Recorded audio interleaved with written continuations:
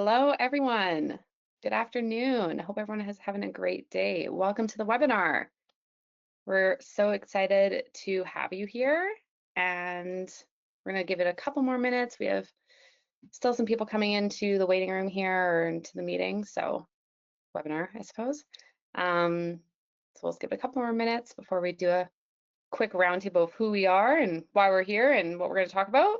It's going to be a lot of exciting things, and we have an hour together. We're very excited to talk about DIY fundraising. Still lots of people coming in. Wow.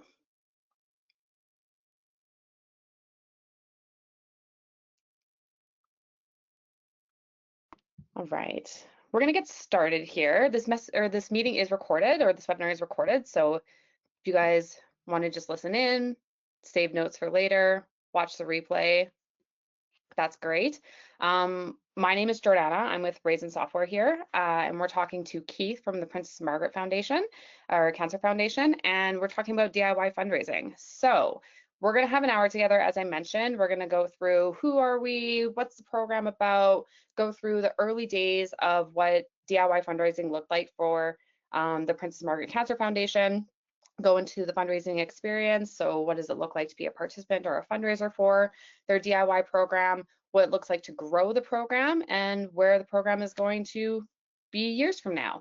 At the very end, there's going to be 10 to 15 minutes where you guys can ask Keith any questions you guys want. It's open to you guys. So in the panel, there's a questions area. Feel free to put those through as our conversation goes, or save them for the end. Tim is behind the scenes here. Tim from our team is behind the scenes, and he's going to be monitoring those questions, and we'll go through as many as we can in the last, like I said, 10 to 15 minutes.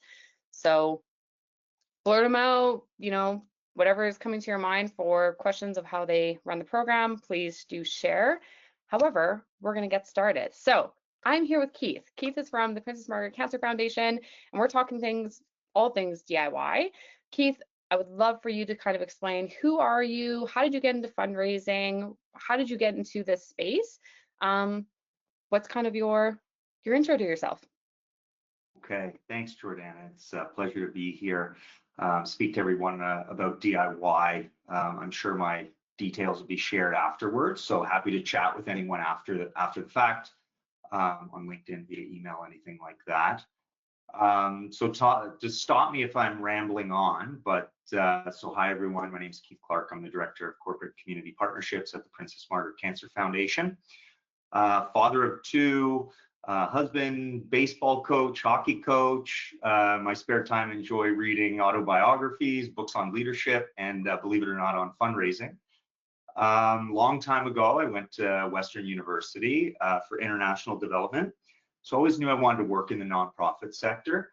In 2006, I did an internship through the Canadian Institute for Development Aid in Zimbabwe. And I think that kind of cemented my desire to fundraise, help people. After that, I was lucky to land a job as a development associate at Horizons for Youth. And anybody that's been a development associate before, it's kind of one of those roles where you wear many hats. And Horizons for Youth is a not-for-profit homeless youth shelter that I actually didn't even know existed prior to getting the job. But I did everything from direct mail to leadership giving to events, grant writing. And I think that's where I developed a love for community, a love for events. Actually, in August, 15 years ago, in a few days in 2010, I started at Princess Margaret as a coordinator, and I've kind of worked in many different roles here throughout the last 15 years. Amazing. Keith, can you tell people a little bit more about the Princess Margaret Cancer Foundation? What is your guys' mission? What do you guys do? Sure. So for those that don't know us, Princess Margaret Cancer Foundation is the fundraising arm of the Princess Margaret Cancer Center, which is the biggest comprehensive cancer center in Canada as part of the UHN network. We raise funds through our major gifts, our events, and our lottery program. Those are kind of the three main pillars there. And our mission is to enable future care now by raising funds that accelerate cancer research, education, clinical care, benefiting patients at the Princess Margaret across Canada and around the world. And really, we're trying to create a world free from the fear of cancer. I think everyone knows someone that's been affected by cancer, and the work you guys do is tremendous. I know someone personally connected to myself that, you know, is getting treated at the Princess Margaret Cancer Foundation or the hospital there. So the work you guys do is amazing. For the program that we're talking about here today is the DIY fundraising program, which is part of the signature event pillar, is my understanding. What is the Spotify Wrapped metrics of that program today? So like, what are the overall metrics, or how much does the program generate? What percentage of that is a part of that pillar? What is the Spotify Wrapped version of that? For sure. So I think really revenue fluctuates year over year, but the program generally raises anywhere from 350,000 to our best year a few years back was 650,000. So it really depends on many factors, outliers being huge, and the number of DIYers that I'll explain more in that particular year. So I think as little as 100 fundraisers participants and upwards of 300 participants per year. It's an evergreen program, it's always on. Our end of year is March 31st, so we start counting revenue and participants on April 1st, and we go for the full fiscal year. But really it depends on teams, events, single fundraisers. Are there fundraisers with 50 people participating?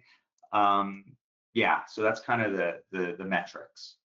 Amazing. The program didn't always generate that type of money. So let's go back to the early days. So what inspired, you know, Princess Margaret to start this type of fundraiser? Where did it start? What's kind of that origin story of the program?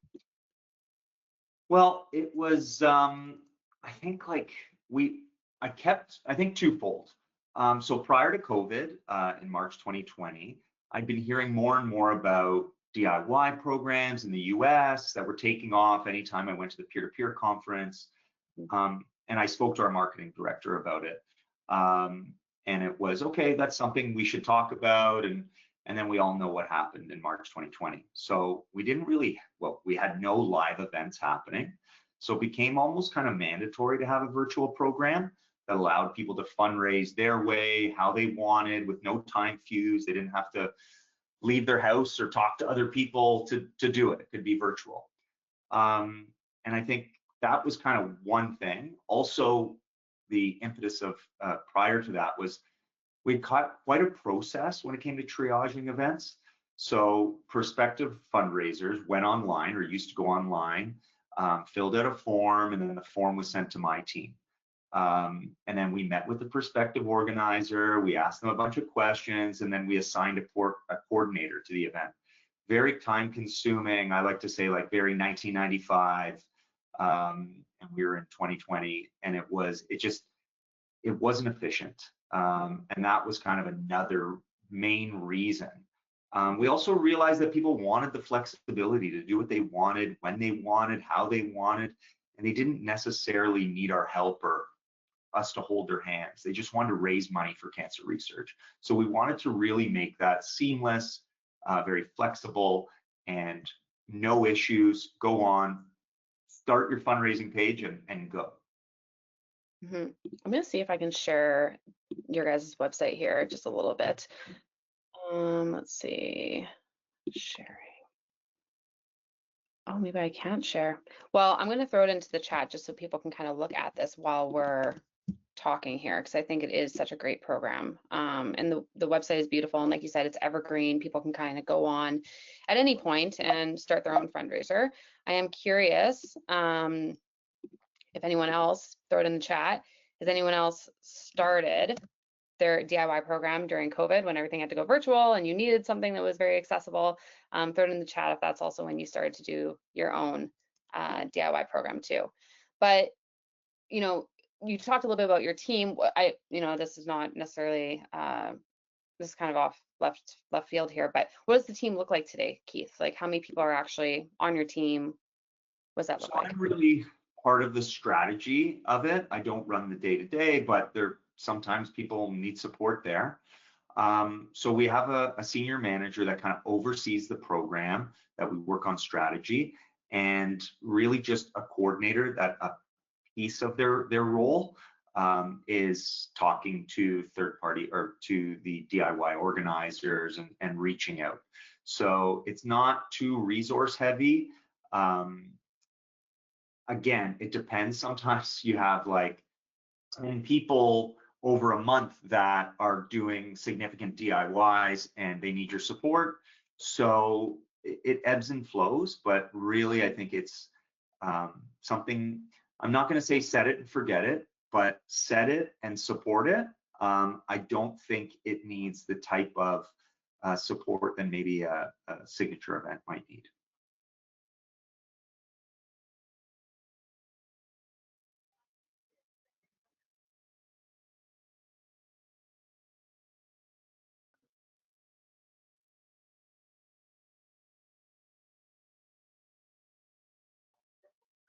Sorry, I dropped off. No That's my bad.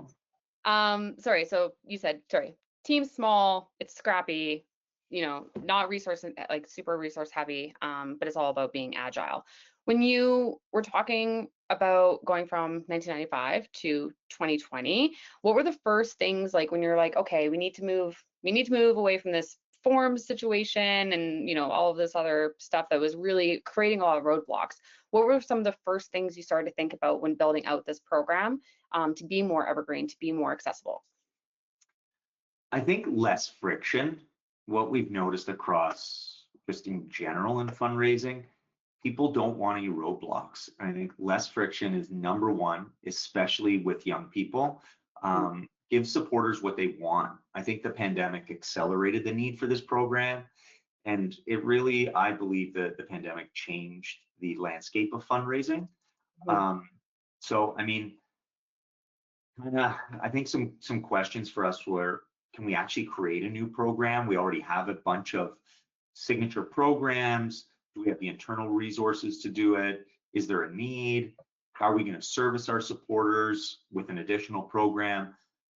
If it were during regular world outside of pandemic, I don't know if it would have gotten off the ground because we're just so busy doing a lot of different things. But I think that was really it was really right timing there. Right. And obviously you're kind of figuring things out on the fly and trying to just be like, you know what, let's get this out there, learn as we go.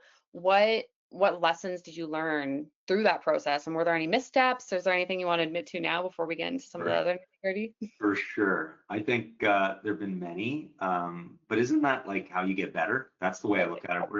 We're refining. So originally we piloted different themes and ideas in the early days and did some digital ads behind it. It worked at first, but as the pandemic continued to subside, behaviors changed. We needed to change with it. And I think the ROI just wasn't there for us. So that was kind of something that we did. Getting people to DIY is a little different than getting people to run or walk or ride. With a static date and be part of this community. We're building a digital community, a little different. And I think another challenge that we always have is re-engaging participants to come back year after year. Generally, we see a lot of one and dones. And I think our plan there, our strategy is building out stewardship plans. One-on-one support has helped us continue to engage, our supporters year after year. So those are a few kind of missteps or lessons learned. And I mean, you still will have what we've realized is people are touched and by cancer one way or another, and they want to raise money right there and then. And if you give them roadblocks and there's friction, they may just drop off. It's like, registering for something, you don't know if you're going to do it, or if there's too many steps, you just drop off. And to get those to re-engage those people or win backs, very difficult. So I think really just making it seamless, making it simple, letting people go on and fundraise and having that support for them. Many people don't want your support. I know what I'm doing. I'm going to fundraise. I'm off to the races. But if they have any questions, we're there for them. So that's kind of a gold nugget. I hear, a lot of my clients are a little bit concerned about, should we have this ungated, gated, what kind of steps along the way do we want to intervene, et cetera, et cetera. But the gold nugget is that you're saying by having it ungated, that has really led to a lot of the success that you're having. And maybe is something that other people can take away of, like, don't be scared. It's going to be okay. People just And have your best interest at heart. I think that's an ongoing thing in not-for-profit. There are many people that are saying they're raising funds and not raising funds, or some sort of scam. It's difficult. The reality is people will do that whether you know about it or not. We can clip an email, we can clip a logo off a website, and we can go and say we're doing something. And in fact, maybe we aren't. So I think giving that power back to people and assuming the goodness in everyone, it really, people are going to be fundraising. If they're on our site, all those funds are coming directly to the fund they're choosing at the Princess Margaret. So, and we know everyone that's registering. So yeah, the ungated, I think is a better, with guardrails for obvious reasons, but being okay and kind of letting down your guard, letting people fundraise for you, I think has worked better for us. Mm-hmm. If people have come away from their screen because they're working on other things, behind the scenes, and they're kind of just listening in, I really want to just focus now, Keith, on, the fundraiser experience. Like, who are those people? What are they doing? How are you getting involved to make them successful? When does that happen? So for people not looking at the screen anymore, come back, focus in. Really, we're really talking about the people now, and we all know that's where the heart is. Keith, you mentioned, people, lots of people are touched by cancer in their lives. They know a lot of people. And you said, those are kind of a mix between returning participants and then one and dones. Like, what is that persona of the type of people that you're seeing most often come into the program? Like, what does that person look like, or how are they related to what you guys do, and why did they choose Princess Margaret? For sure, we've done some data analysis there, and I would say I don't think there are any typical fundraisers, as cancer affects everyone in terms of demo. But Right. I think it affecting younger people now. In my network, I know far more people. I'm not getting any younger for sure, but there's more people in my network that are facing cancer, and they're younger. So I think the majority of our fundraisers are patients themselves, or have a Okay. loved one going through it, or have recently succumbed to cancer, or someone in their network has succumbed to cancer and they want to raise money in honor of them. So they're touched by cancer. That's kind of the common note there. But in terms of age, sex, it really differs from event to event. So I think, yeah, that's really how I see it. And in terms of people coming back year after year, some of the bigger ones more so than the smaller ones. They're more engaged. They are doing something a little different that engages their community. They're passionate, but that's not any different than what we were doing in the 1995 days, right? Like, people were doing that. So we've actually triaged a lot of people that took I'm going to say a lot of resources and effort to the DIY program. So they're not, wouldn't say net new to the program. They're already supporting Princess Margaret, and we put them into this program. It seems to be a better fit. Yeah, they were doing the 1995 version of the old DIY. Now they're just in the new program, which is great. That's We're it. modernizing. So, you mentioned, like, it kind of depends on the type of fundraiser they're running or what they're doing, or like, what are all the different types of fundraising options someone could have? Are there any limits to what someone could do? And what do you encourage people to do if they're like, I don't really know, I want to raise money for this cause, but I don't know what to do? Like, do you influence that at all? That's a lot of questions in one. So the elevator pitch is, we do not, like, there's no limits. If you can raise money from it, DIY allows you to do that. So I think overall we encourage people to fundraise. How they do it or with what activity is up to them. We do have a drop down on the site, and those are based on things that we know or things that we kind of started with, and then some we took off, some we added. So like arts and crafts is a big one. Cooking and baking is a big one. Those two are still big, but they were even bigger during COVID for obvious reasons. For sale, some people sell things and then give us the proceeds. high school challenges, high school basketball game against teachers, Amazing. or we're going to do a community walk, home hacks, not as popular as it once was. Music is huge. Office games is something that's come out. Sport and fitness, wellness is something that's all ever growing, and miscellaneous. Some interesting things have taken over DIY, and if you can raise money from it, we'll allow you to set up a page. Amazing. And so when someone comes on as a new fundraiser, like what does that, experience from your team look like to onboard those people? Or like, do you reach out to them? How are you connecting with these people, especially net new people, maybe even returning people, but net new people, to make sure their experience is an 11 out of 10? Great question. Onboarding is huge. I think we want to give them freedom. We do want to steward and establish a relationship. We're in fundraising after all. When someone registers, they receive a welcome email with tips and tricks for fundraising. They also receive a welcome email or call from one of our team members. When we started, we realized that people enjoyed getting like physical mail. We sent them a welcome package of sorts with a letter and an impact document. I actually brought it for a little show and tell. So this is something I had it on my desk. And there's like an impact document, a letter. So that was what we used to send. Little labor intensive. It was a little costly. So it didn't make sense. So we turned it into a digital document. We gave you all the tips and tricks on the website. So if you go on the DIY website, you go onto the nav bar, you'll be able to see that. Yeah, so I think really for us, it's really stewardship and relationship management, making people feel welcome, allowing them to ask questions, no questions too silly, supporting them. I think this is a large ingredient into the special sauce at the Princess Margaret for the high touch.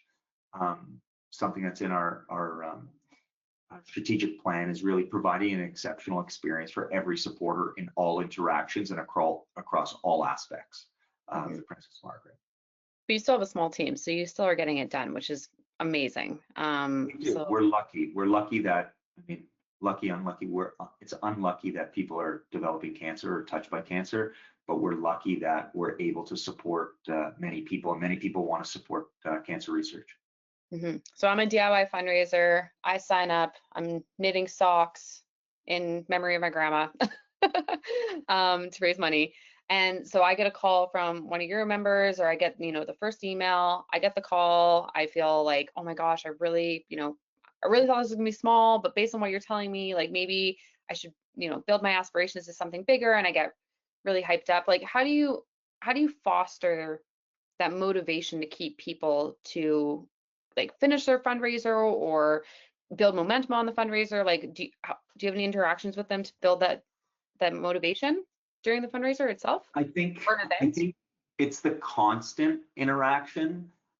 We have some events. There was a comedy event a few weeks back that Sarah on our team ended up going to support, and they just really appreciated, like, she can't be going to all events, and not all of them are actual events. They might be selling something, so and raising money. But I think just developing that relationship, it's really important. That's like our main focus here, is the relationship. Let people feel good about what they're doing and telling them about the impact, right? You're able to raise money for any area of cancer research, and there's lots of impact reports. A lot of doctors are willing to share their research, what's going on in their area, how the funds raised are supporting that, talking about people that their lives are saved or they're being cured of their cancer. So I think we're able to do a lot of that. But again, some people just want to fundraise. They don't want to talk to you. They just want to do their thing, and this is their way of giving back, or going through their own journey of losing someone, or having someone or having someone succumb to cancer, and going through it themselves, or a family member, a friend. It's almost like soothing to a certain extent. So we hear a lot of great stories, a lot of sad stories as well. And I think just being able to lend an ear, some people just want to talk about it and what they're doing. So yeah, that's phone calls are pretty powerful too, where it's like some people will just open up more than they would in like an email. Like having that conversation, hearing them out is highly personable. I would say, like highly, highly personal. The secret sauce, Absolutely. as you said. High touch, high touch. We're lucky that we're able to do that. I know a lot of charities are a little smaller, and kind of where I came from, it's tough. It's one person doing all of this. Mhm. So, but one day at a time, and going through your list and reaching out to people, like we just look at it as it's part of our job. We're in the relationship business.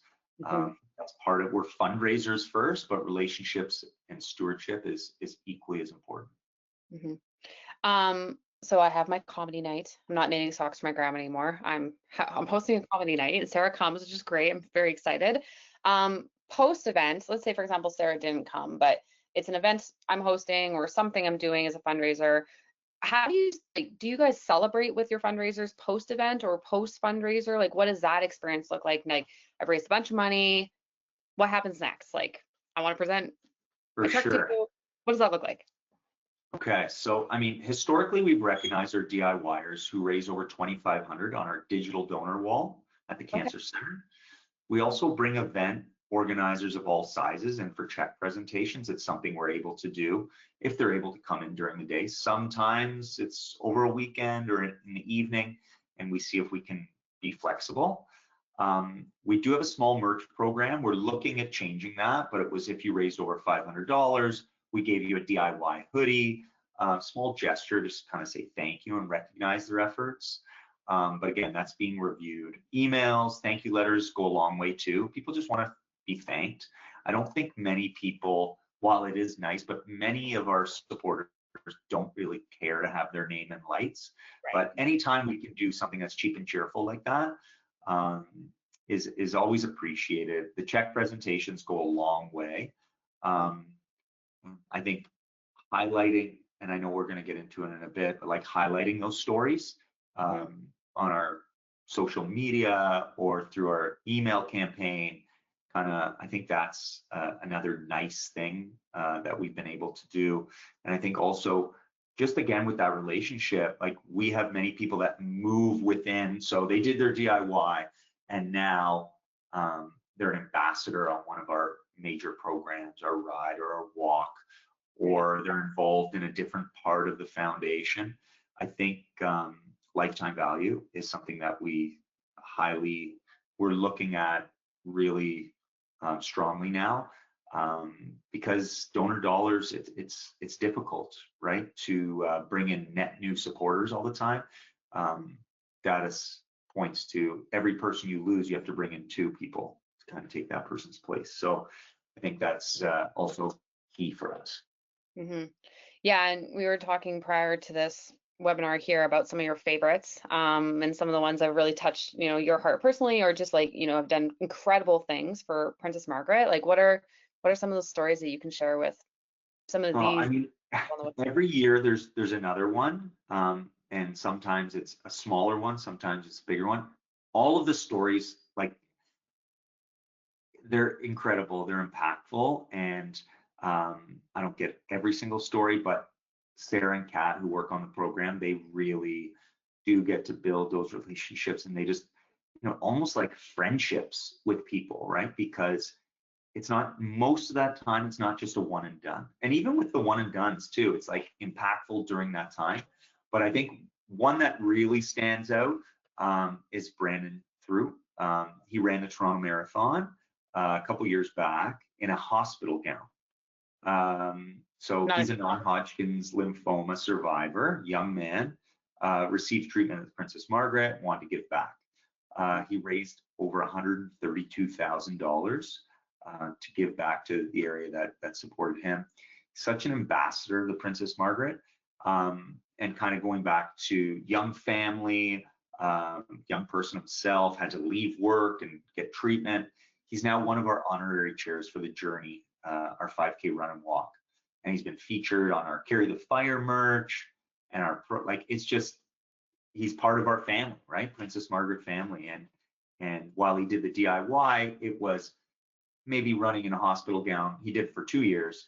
Isn't something he's going to do year after year. He's looking for a new challenge and back to that lifetime value. And now he's a major fundraiser on the Journey. It allows him to involve his family. they come to the event, they do the 5K walk, the kids are in the wagon. So it's really, he's someone that's special. I developed a friendship with him as well, still do. And he comes in and he's just so appreciative of the support we've given him. And it started with DIY. And we're appreciative of obviously the amazing fundraising and support he gives to us. So yeah, that's a special one for sure. And he's touched many of us around the office in different ways. Oh, that's so nice. And as you mentioned, so, the key here was DIY, ungated, let anyone do what they want and how they want it, when they want it, without having, needing you guys to intervene. When they do sign up, make it personable, really connect with the individual, take the time to get to know their why and why they're doing something, and seeing if they want help. If they don't want help, they want to do it on their own, that's great too. But you're there if they need it. Celebrating afterwards, and then just seeing how that supporter grows in your own network and what their lifetime value is, and how they get connected to other areas. But the feeder was that they got involved with DIY first, and they can grow from there, which is amazing. When we think about, attracting net new people to the DIY specifically, because it is kind of low barrier to entry, you can do whatever you want, however you want, when you want, like I said, how are you guys promoting the DIY program at Princess Margaret? What does that look like for attracting new people to the program? Well, I think for us, having the brick and mortars, like having the cancer center, I know not all charities have that. So I think I always go back to something I learned very early here was in-store marketing. Our best supporters are being treated or are caregivers of those at the cancer center. Right. So now that's in the early days, pull up banners and rack cards in the clinics. It's a clean walls policy now. So everything is digital. So our website, our digital screens at the cancer center, there's about 40 stories on our social media. That's really something we leverage. We'll talk about the Brandons of the world, and that would inspire people, or we hope inspires people through our channels. And we realize that people want to fundraise for us. They have so many options via our events, and this is a bit of a catch-all program that doesn't fit into your normal event structure, where you have an event on this day and you're going to set up and you've got to train. And I mean, that's great. We have that and it's really successful. But this is something where you just want to do something on your own with your community, however you might want to do it. So I think for us, really promoting digital, like I said, we did some ads at the start. It didn't really work. The ROI just wasn't there. But I mean, we're all about revenue and registrations, right? Awareness is important, but maybe not as important when you're looking at your budgets and you have a certain number you want to hit. So I think having that brick and mortar, being allowed to be in the cancer center where people are touched right then and there, and having information on our website, those are definitely things that are important for us and allow people to fundraise for us. Because over the years as this developed, you did kind of identify that persona of these are the types of people that are coming to the fundraiser most. How can we get in front of those types of people for the lowest cost so that our program is as high profit margin as possible? So yeah, it's great that you guys have the brick and mortar, but for other people on the call, if you guys don't have that and you maybe already have a DIY program, see who's participating. Where are they coming from? What is that persona? And how do you get in front of those people, hopefully for the cheapest amount possible? I think you're with the 2020 version of DIY, you're about 5 years in, coming up on 6 years in. Are there any hidden gems that, you didn't really think were going to come up, but now 5 years in, you're like, oh wow, I wish I would have known this year one. I know we talked about some missteps here, but what are the hidden gems that might be overlooked that you can talk about for the program? I think really just giving people what they want. Again, we realized that people didn't always want to ride or walk or do our road hockey event, and that's okay. So why do we don't want them to drop off. We want to give them an opportunity to do something. So giving people what they wanted, having this kind of evergreen program, they can fundraise any time of year, however they want. Again, generally with us, someone's touched by cancer, and that's where they say, I want to do something. You don't know when it's going to happen or how. It could be in the middle of January when there aren't too many fundraising events, but you are touched, you're invigorated to do something. And I think having that evergreen program available is really a game changer for us, because it's all year round, and you never know, unfortunately, when you're going to be touched and how that works and when you're going to feel inspired to do something.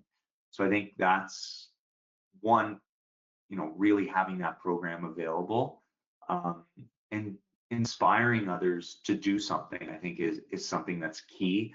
So through social, through ads, through our social media, telling the story, letting people know that they can do that. And really, I think when you give too many options, it creates some confusion, but just letting people know, like, there is a place to fundraise, and that's a DIY program for your selected charity, and really just allowing people to make up their own mind and do what they want to do, but having the support of someone in your office or within your campaign that's able to, maybe if they're looking for an idea, right? Like, just, what do you think? Or we've had a few of those. What do people do? What can I do? So really ideating. Yeah, those are two kind of tidbits that I've learned kind of along the way. Mm-hmm. And just for those who are raising clients today, just so you guys know, the Princess Margaret Cancer Foundation, they built their DIY program on multi-pledge. They use the groups functionality in order to, present the categories of different types of fundraisers that you can get involved in as a fundraiser. And so if a fundraiser comes to you, they want to do something, they don't really know what they want to do, and they want to generate some ideas, the Princess Margaret Cancer Foundation has, a list of everything that they've kind of suggested of all the different options that people have done in the past, but also through the registration flow is represented of, here's everything that, we've seen before and that we can support you in, which also has a miscellaneous, catch-all category in it as well. But the use of the multi-pledge functionality, just in case anyone's looking at building out a DIY program on our platform. We talked about lifetime value for this program of, it's ungated, people come in, they host a fundraiser, and then they go off to do other things. What other metrics do you guys look at for the DIY program specifically to tell you, are we on track? Are we doing good? Is this program something we want to build and continue? What are the KPIs that you guys look at for this program? Really, revenue is number one, right? How much revenue are we bringing in? You're always going to get an outlier. So the year that we raised 350, which was one of the earlier years, we were coming out of COVID, and that was like a down year, because we didn't have an outlier. So this year we're on track. We have a $90,000 bike ride from Kingston to Montreal, and it's an outlier. And funny enough, they actually were here from about 2016 to 2020, stopped over COVID, reinvigorated to do it, and came back. And this is where we put them in to DIY. It made more sense that way. They just wanted a fundraising page. They wanted their 10 or 20 riders to register, and they set up a team and off they went. But I think really revenue is always number one. I'm never too worried about registration numbers. Sometimes it's 300 and you're only going to raise, it's 300 participants, but you're only going to raise 350. Sometimes 100 participants and you're going to raise 650. So it's really, and the years where you get a few outliers, then you're golden. And again, that depends on the year. You can't really plan for that. So really our focus has been on giving people the best customer service, the best relationship management, stewardship, a fantastic website experience with no friction. And we set our best foot forward there. I wish I could tell you that there was a better strategy, but that seems to work. And it seems to, we're not at liberty where I think smaller charities might be able to e-blast their constituent list just because of the amount of revenue drivers that we have. So it's really making sure everybody feels loved, showing that love. That's what I always say to my team. And then when they come back, or we see if people will come back. And the funny thing is, some of our kind of junior outliers come back year after year. So there's a base, and then really outliers is a huge thing. And those are the years where you look maybe a little bit better than you should because they've gone above and beyond. Mm-hmm. And sometimes those outliers, like when you're picking those out and you're really paying attention to some of those outliers, that can turn into even bigger events. Like I think we were talking about this before too, is like one of your signature events came from someone in the DIY program, and then it turned into this like multi-million-dollar like year-over-year event. I know that's not really in our conversation before, but can you talk about that a little bit? How that kind of grew and The Joe's Team event? mm-hmm. Yeah, so that was really a third party event. And again, a passionate fundraiser, cancer patient, and just got his whole community involved. And it turned into $1 million triathlon where they had 500 people, community and like friends of friends, and it just grew and grew and grew. And we were lucky to have that event for 10 years in Muskoka. And then after that, we said we really need to have something in Muskoka, and then we continued with our Northern Pass event, and now that just had its biggest year at 1.5 million. So you really just don't know how these events go. Year one, it was before my time, but it was a passionate supporter, and it started off with like him and 5 buddies that did a triathlon up in Bracebridge and turned into an amazing triathlon. So you really never know where these events go, but I do know that the family were supported, and then this kind of idea came about and turned into $1 million program year after year for 10 years. So you never really know where people are going to come from, how much they raise, and what starts small could end up being huge. So I think, yeah, again, relationship management and the stewardship were key for that to continue to be equally important for us. Lead with the heart and put people first. What is next for your DIY program? So we're sitting at, anywhere between $300,000 to $650,000. We're seeing, 100 to 300 participants a year kind of thing. But when you're thinking, a year out, 3 years out, 5 years out, what is that program going to evolve into? And what are you most excited about? Good question. I mean, who knows where we go or the success of this program. I think one thing for sure is it's here to stay. Fundraising behaviors are changing. What worked 15 years ago doesn't work today. What worked 10 years ago, 5 years ago, COVID really has turned fundraising, in my opinion, on its head. And how you market, how people fundraise, I think really going with the times. We have people of all ages and stages fundraising in DIY, but training that younger crowd to fundraise, and also hearing them, how they want to fundraise.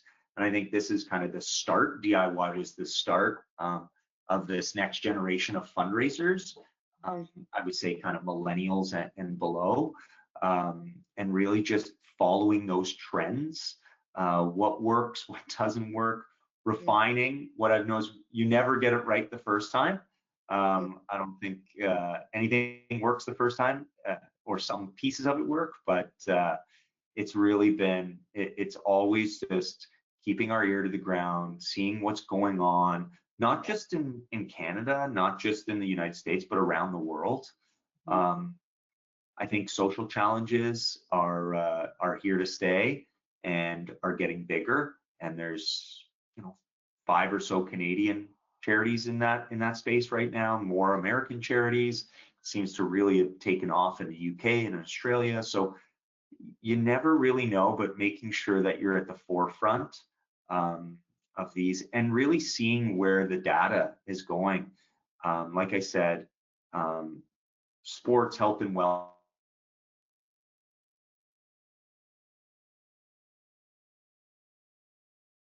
challenges, things of that nature, are more and more people are fundraising through it. People selling things and fundraising, everything digital. I think and DIY is already there. I remember when I started and I was on the walk, people would come with like a big jar of pennies and loonies and toonies. Haven't seen that in a long time. So I think the digital, kind of seeing where that goes. I think the AI piece is getting huge. I think we're all trying to figure that out. Where does it fit in not-for-profit? So educating ourselves about that, for sure. But I think we have a good base here, and DIY, how we're doing it is great.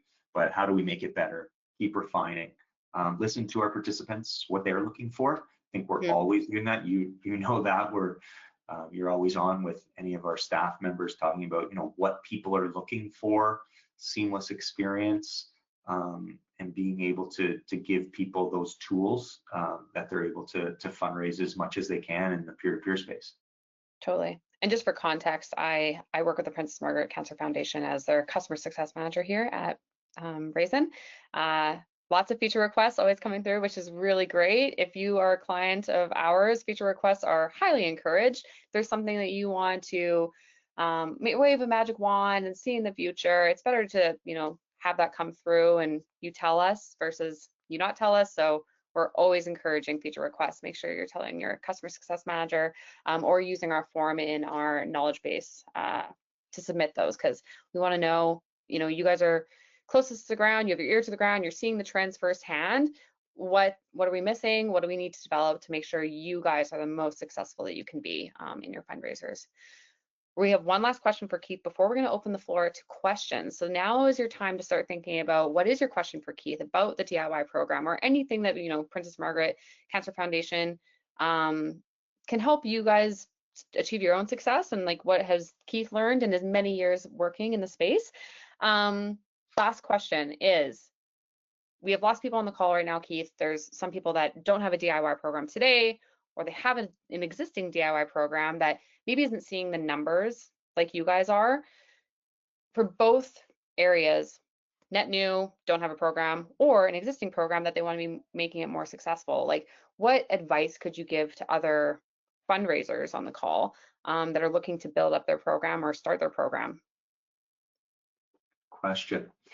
I think you have to have a DIY program. Whether you call it DIY or not is up to you, but you have to have a catch-all program that allows, for many different reasons, I think really just being efficient, being able to let people fundraise when they want, how they want, and whatever they just want to support you. Turning people away isn't, I don't even think it is something you want to do, because they're not kind of fitting into what your traditional expectations of fundraising are. So I think if you don't have a DIY program, or you have something similar but you're not calling it DIY, I think you really do need a program that will allow people, that will be running, it'll be on all year, and allow people to fundraise for you where they are, how they want, when they want.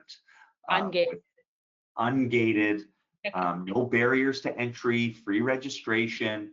Once they register, it's up to you to support them, build that relationship, steward them, and have them raise as much money as they can. And while you develop that relationship, I don't think until you continue to build that relationship, who they could be. They could be your next Raymond Troop, or the Finley family that ends up doing a huge triathlon, raising millions of dollars for you. I think you really turns into a signature event. Absolutely. Yeah, great advice. Keith, you are a popular person. We have lots of questions in the question chat. Tim, I think, is going to be dictating the questions. Tim, are you still with us? Should be here. Can you hear me okay, Jordana? You absolutely can. Excellent. So yeah, there's some really great questions, and you have to keep popping them in. We have 9 minutes or so left, and a couple of themes actually have emerged. So I'm going to do my best here to sort of combine questions. So you mentioned sort of the, some folks are doing it for in memory or in honor of someone. How do you differentiate that program, like a tribute program, versus some of the DIY, true DIY in a sense, internally, and in some of the onboarding or marketing materials that you share out to those folks? Good question. So we do have a tribute program through Raisin, and people set up pages. Very simple, kind of, we're raising money in tribute or a memorial for this person. People donate and they send that link.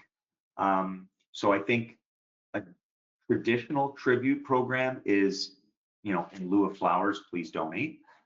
With DIY, it is generally you're doing something in support of or in memorial of someone. So there's an activity or you're selling something. So that for me is the first differentiator.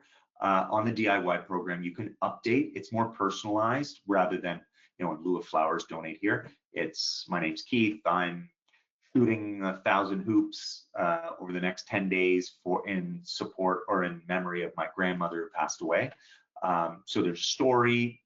There's the ability to put the story or your notes or your text. There's the ability to put photos as well.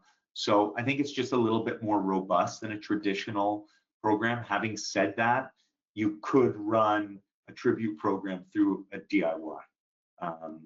So yeah, that's kind of my thoughts there. We don't traditionally promote that you can do a tribute, but people choose to do. I think that the main thing is they're choosing to do a fundraiser. And that's where it kind of differentiates between tribute program or peer-to-peer fundraising. Good question. Great. Yeah, the couple coming in like that. And then related, this is maybe more of a sort of a semantic question. How do you differentiate, or maybe do you differentiate between third-party event fundraisers and DIY fundraisers? Good question. That's actually the first piece when I get it, when I triage a call of person X. So I spoke to someone yesterday, and the plan was her mother is being treated for ovarian cancer, and she wants to do a dance, or they want to do a dance program for her. And when I meet with people, or people on my team meet with people that don't traditionally come through our DIY, like don't just register or reach out about DIY, that is really the new triage is it a DIY, or do they require a customized website? And again, we're a bigger charity, so we're able to do these things. I know not everybody is. So if it seems low lift in terms of expectations, what they need, what they're going to fundraise, what they're looking for, that's the differentiator for us. Is it a DIY or is it a traditional third party? Generally, if it's a third party, there's a customized website. They might need someone to be at their event. They might need swag. There's a little bit more. DIYs really, I want to do this, I want to fundraise, and they're off. So sometimes when I don't exactly know, I'll go back to the organizer, the potential organizer, and say, here's our DIY program, this is what it does, or these are customized traditional third-party websites, would you like something like this? So generally, another kind of thing is galas and golf tournaments aren't usually DIYs. We've had a few, like we had one 72 holes over a day, and it was like a challenge. It was just one person doing it. So we set up a DIY, didn't really need a different website. Right. So galas, golf tournaments are generally, those are easier ones. They're traditionally will go off on the third party side. But anything else kind of gets thrown into the miscellaneous, and then you kind of triage that way. But that's a great question. And just a caveat there, as a customer success manager, I'm seeing a lot of our clients build out templates for some of these, ones that do need the standalone site. So it's like when they get a third party classic, I need it by Friday. It's Monday. I'm seeing people build out these templates so they can do those flip arounds if it's not coming through the DIY program, where it's a fundraising page through the pledge form. they're building out these templates so they can flip those really quickly. And like you said, show an example of like, this is kind of our standard template. We'll switch out some of the imagery and some of the verbiage, but this is what this would look like so that those can be more easily created. Great. Yeah, great question. So then another here is sort of, I'll try and tie these together around stewardship is, first, without relying on, in this case, it's patients to step forward, but let's say supporters to step forward, the question specifies patients, and self-identify their story. How do you identify folks or potential stories that share impact? So on our form, we do ask, like when you register, would you like to be contacted or do you have a story to talk to us about? So that's kind of the first thing, but generally through the, usually people via email, when you do the welcome email or call, they don't get back to you, or those are the ones that they're not really interested in sharing their story. Again, we're lucky because we have lots of support that many people do identify that they'd love, and we tell them if we talk to them about if you want to share your story, this might get others to fundraise as well and be engaged as well because they heard or read your story. So it's something we develop twofold, one online, so the virtual piece, as well as developing the relationship. And like I said, I feel like Sarah and Kat are like, they're friends with a lot of our supporters because they've developed such an amazing like relationship and trust and friendship with them. So it's really a little easier to ask when they're not a stranger, so to speak. They're someone you know, they tell their story. You'd be surprised how many people want to tell their story, and they're passionate about your cause. So I find many people we're trying to help them raise money. They're trying to help us by raising money. So it's not, someone off the street kind of just asking us for something and we don't know them.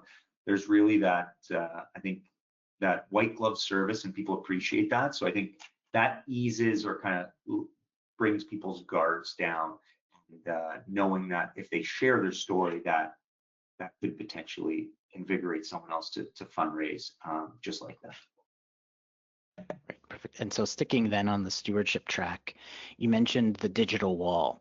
And so the question is, how do you steward those that are under that threshold of 2,500 raised? Everyone's getting stewarded. So the stewardship for everyone. It's just a little thank you to put them on that wall. And we actually add them to our third-party event fundraising wall. That's the kind of the all-inclusive. Anybody that comes to our group that raises a certain amount would be highlighted on that wall. Not something I guess I really only bring that up when they ask, what kind of highlights can you give us? But again, that doesn't really come up. People don't do it for their name and lights. The odd person does, but people are doing it. They're genuine. They want to give back. They don't really not care. They do care about the recognition they get, but that's kind of a surprise and delight that we'll give them. And it's something that we're able to do because we already do it for our third-party organizers. Perfect. And then, so another is again kind of related to the stewardship or at least the onboarding.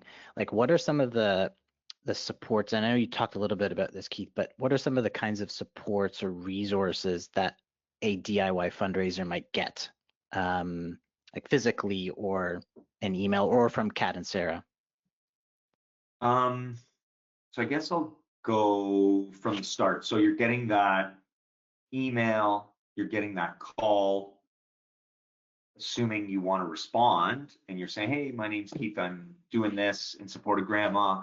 I'll let you guys know if I need help. So I think that's where it starts. And it's really as much or as little support. And then there's, emails throughout your campaign, just contacting, check presentations. Like I said, come on in. We'd love to meet you in person. And a lot of that kind of happens naturally. Like it's a relationship, a friendship that keeps growing. At the end of the fiscal year, we actually have an impact document that talks about all of the funds that were raised. And we do have a breakdown of where the funds were raised, and we have a pie chart. But a lot of the details in the document are just kind of general overview of all the amazing things that are going on at the Cancer Center. But if you were raising money for prostate cancer and you wanted to know how the docs are using the funds, we're able to give you, we have impact documentation on what's going on in the prostate cancer research world at the Princess Margaret. What is the impact that's happened over the last year? Again, we're a big institution. We're able to provide these things. But that seems to be the next kind of thing for people is they want to know impact. They want to know what are my fundraising dollars doing? And how is that impacting cancer research? And the amazing thing is like, it's doing so much in so many different areas.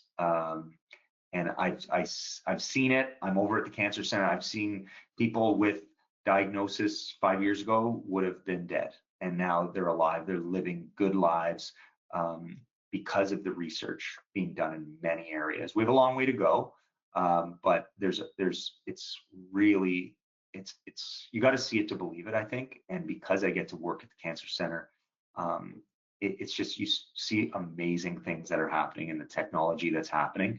So I think impact is really important, more so than ever.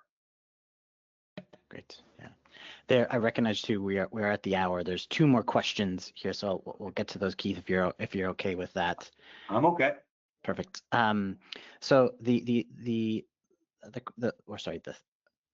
penultimate question here is, how do you utilize your DIY program offerings to enhance or support corporate partner needs? There aren't a ton of corporate partners. We're structured a little differently. So we have corporate major giving, and we have kind of unlocked the key in terms of corporate support for our signature programs, with many corporates in our walks programs, road hockey, cricket, rides. So it's not something that we would go out with, hey, do a DIY. Now, there are the odd corporates. What I've noticed is small and medium corporations that have someone fighting cancer or someone succumbed to cancer that's in their office, and they know each other a little bit better. They're tightly knit.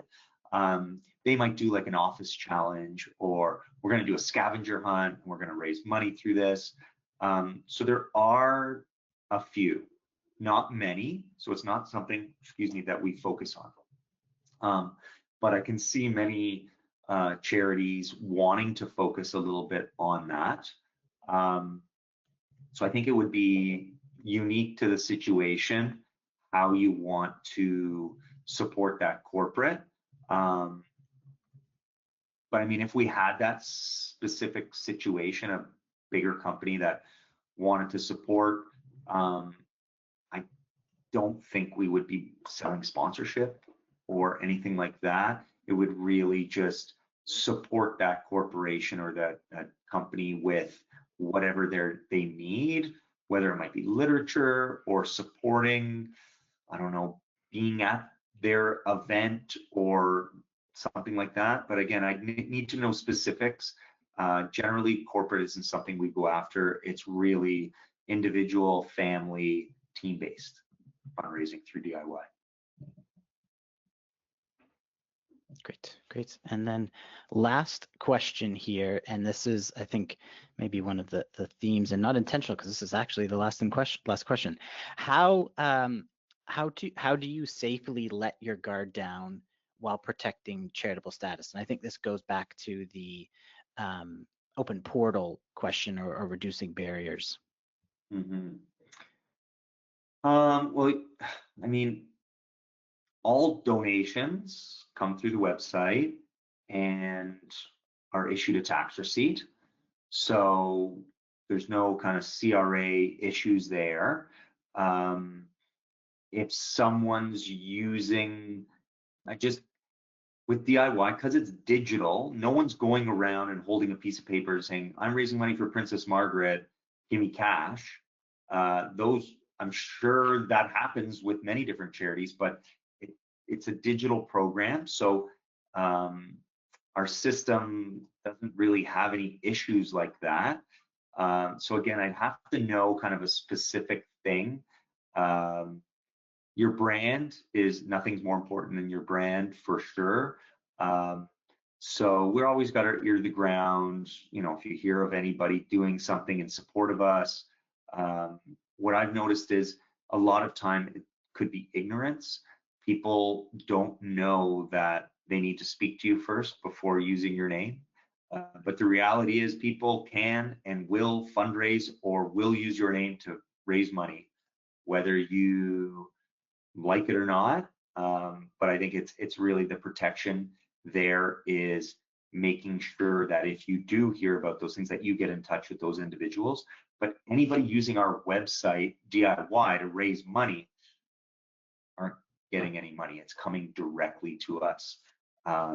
So I think that's a bit of a safety net. I actually think that the digital piece is a lot safer than it had previously been, where people are, could print out their own pledge form and say, give me $5 and $10 or $20 and write your name down and we're going to give you that money. Now that we're not really dealing in cash, funds are coming directly to the Princess Margaret. So again, I'd have to know a little bit more specific there, but I completely agree that nothing is more important than your brand. But I think holding the gate closed is more of a detriment than keeping it open. Like you said, your team takes the time to be really, personable and does have that flexibility where you are reaching out to a bunch of people and kind of learning individually what everyone is doing. So it's nice that you guys are able to do that too. Agreed. We're Tim, lucky. Other questions? I think you said that was the last one, and we are open. Last one. Okay. Keith, it has been such a pleasure talking to you. We don't do these types of webinars very often, but I think, there's lots of things that can be learned for other charities kind of in a similar situation or starting their own journey with their own DIY program. So we appreciate you so much for sharing your knowledge, sharing your expertise, and sharing what you guys are doing so that others can learn from it. I hope everyone else found it very educational and informative. Keith will follow up with a thank you email, the recording of the session as well. Keith is on LinkedIn. He openly said it on the recording. If you want to connect with him, you absolutely can. But this has been such a joy, and I appreciate everyone for their time and attentiveness during this whole thing. So thank you so much. Thank you so much for having me. And yes, absolutely. Add me on LinkedIn. Always open to talking shop. I'm obsessed with fundraising, and so I'm happy to talk business anytime. Excellent. All right. Thank you everyone for your time. We'll talk to you guys again, and goodbye from Raisin. See you later.